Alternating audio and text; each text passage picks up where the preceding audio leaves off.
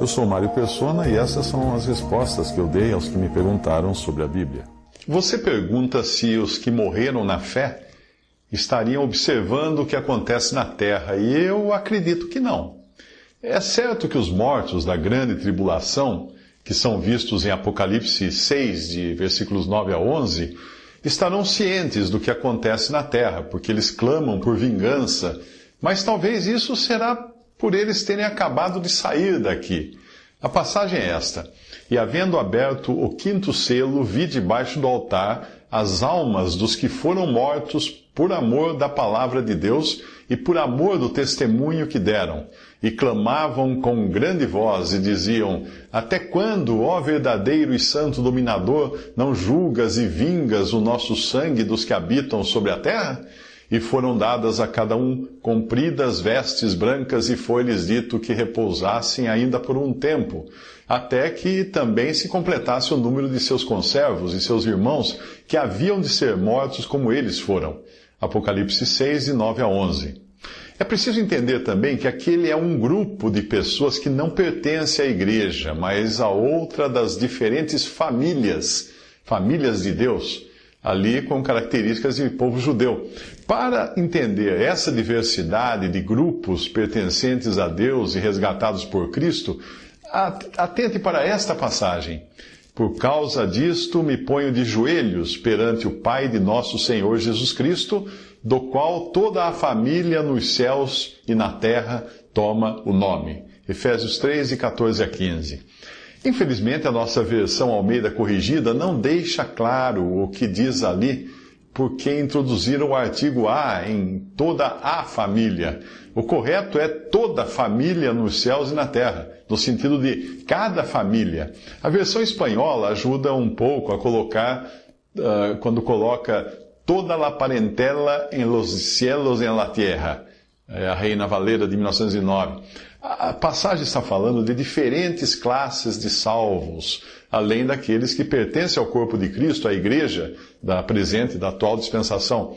No céu, há também os fetos abortados, as crianças que morreram antes de terem idade suficientes para crer, os deficientes mentais, os santos do Antigo Testamento, etc. São diferentes famílias. Agora, voltando à passagem de Apocalipse 6, de 9 a 11, os membros do corpo de Cristo, que são a noiva de Cristo, nunca clamariam por vingança, como aqueles que clamavam com grande voz, dizendo: Até quando, ó verdadeiro e santo dominador, não julgas e vingas o nosso sangue dos que habitam sobre a terra? Ali são judeus, são pessoas que não têm a mesma revelação que a igreja tem, que os salvos dessa dispensação têm, de chamarem a Deus de Pai e não de dominador. Você imaginaria uma noiva clamando ao noivo por vingança, né? Ou chamando o noivo de dominador? Nem eu, né? Eu imaginaria algo assim. Eu acredito que a noiva não estaria mais preocupada com essas coisas, mas com a contemplação do seu amado. Alguns alegam que Hebreus 12, 1, que diz: Portanto, nós também, pois que estamos rodeados de uma tão grande nuvem de testemunhas, que essa passagem seria uma evidência de uma nuvem ou aglomerado de testemunhas debruçadas numa imaginária sacada no céu e olhando para a terra, para o comportamento dos vivos aqui na terra. Mas esse versículo é o complemento de tudo o que foi falado no capítulo anterior de Hebreus, onde você encontra, o capítulo 11, onde você encontra uma lista daqueles que foram da fé no passado. É dessa nuvem, ou desse conjunto de testemunhas, que ele está falando no capítulo 12, versículo 1. E essas testemunhas do passado servem de exemplo para nós, que ainda estamos aqui no mundo. E o versículo seguinte, Hebreus capítulo 12, versículo 2, resolve também a questão para mostrar qual é a atração principal do céu.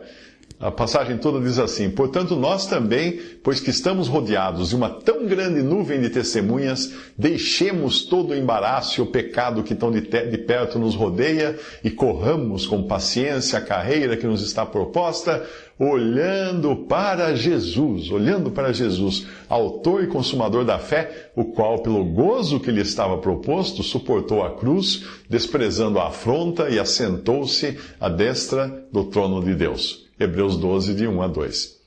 Se você estivesse em um cinema assistindo a um filme muito bom, muito emocionante, será que ficaria olhando para trás, para as pessoas que entram e saem do cinema?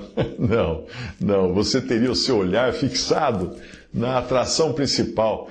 E é assim que eu imagino o céu. Todos contemplando o Cordeiro em adoração a Ele, e não mudando de canal para ver o que está passando no mundo, porque isso já não irá nos afetar. Veja nessa cena celestial com que estão ocupados todos os seres humanos e angelicais.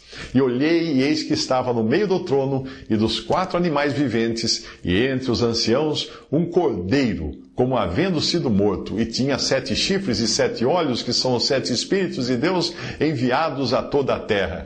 E veio e tomou o livro da destra do que estava sentado no trono.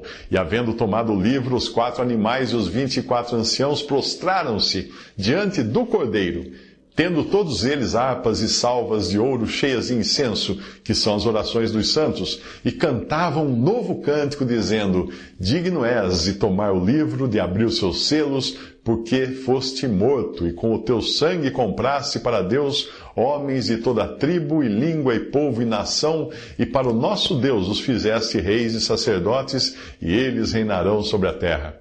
E olhei e ouvi a voz de muitos anjos ao redor do trono, e dos animais e dos anciãos, e era o número deles milhões de milhões, e milhares de milhares, que com grande voz diziam: Digno é o Cordeiro que foi morto de receber o poder, e riquezas e sabedoria, e força, e honra, e glória, e ações de graças.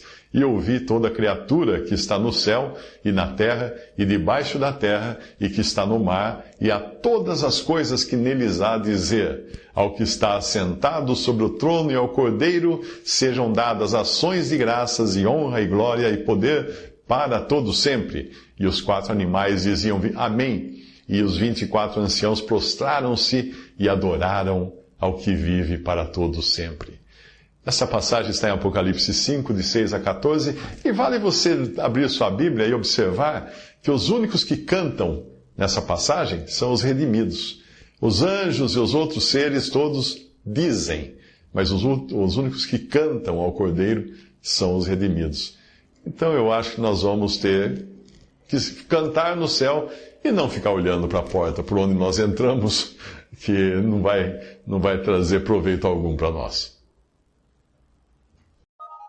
Visite respondi.com.br. Adquira os livros ou baixe e-books. Visite 3minutos.net. Baixe o aplicativo.